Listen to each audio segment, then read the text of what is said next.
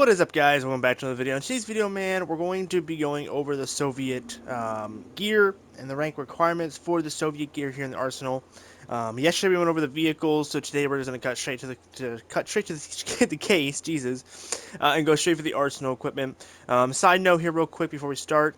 Today was supposed to be a podcast episode. The first podcast episode will be out next Sunday. I just want a little bit more time to plan it because I want to do an actually good episode other than just a half-ass episode. So that's going to be pushed back a little bit.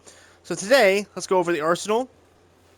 I'm on here on a public server so you guys can see the ranks of everything going forward.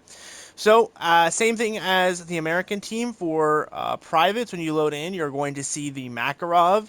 You're going to see the AK-74, the RPK, the RPG, which I think is kind of crazy that is a private rank, especially since you can carry multiple rockets.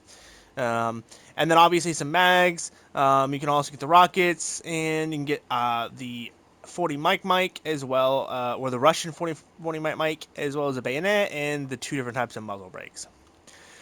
For the AKS-74U and is a corporal. The AKS-74UN is a sergeant rank. The AK-74N, which is the full-scale AK, that's going to be corporal. For the RPK 74N, that's going to be sergeant. For the PKM, corporal. For the PKMN, it's going to be lieutenant.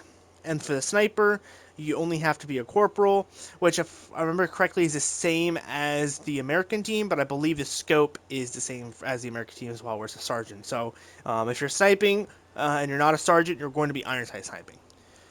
Mags, pretty much all here corporal. There's a couple mags here that are sergeant, and there's one mag down here that's a lieutenant rank, which is the AP incendiary rounds for the sniper rifle. That's going to be a lieutenant unlock. So if you're running the incendiary, you're going to have to wait till lieutenant. For the cyber scope, it's a sergeant, and then again for the regular scopes, it's corporal and sergeants for the regular scopes. The suppressor is a sergeant requirement, so don't expect to be able to snipe a lot or be suppressed a lot until you're a sergeant.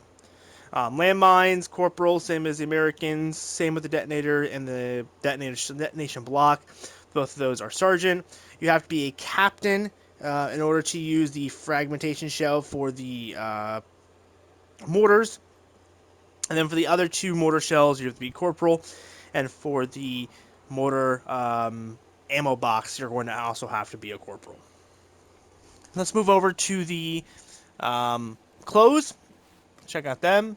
So clothes, everything's unlocked pretty simply. Like all your vests are pretty much unlocked. Radio backpacks immediately available.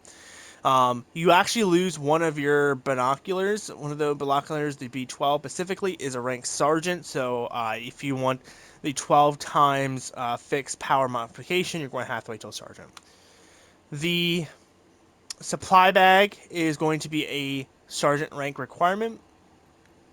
The two smaller bags, these are good for if you're running a smaller kit, something quick. You're both going to need to be corporal for them. For the 63, 6B3, I think it is called, the vest is going to be sergeant. Don't mind the background audio as we are in a public server. We're going to try to turn this off for us real quick. But yeah, so that's going to be a rank sergeant rank. All the other bags are available pretty early on, so if you're an RPG guy, you're pretty much set if you're an RPG guy. Helmets, corporal, sergeant, the most simple requirements for those, except for the officer's cap as a captain requirement. Same with the American team, the tank and the pilot suits are sergeant requirements, as well as corporal requirements for like the sweaters and different other types of color uniforms. So again, very, very similar to the American team in terms of rank requirements for clothes. And that's about it, man. That's pretty much all she called. Again, just doing a quick run through. I wasn't going to, but I'll just do a quick run through just in case you guys haven't seen yesterday's video.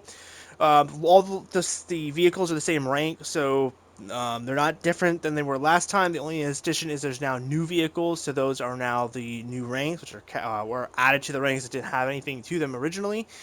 So the helicopters, the rockets are going to be captain.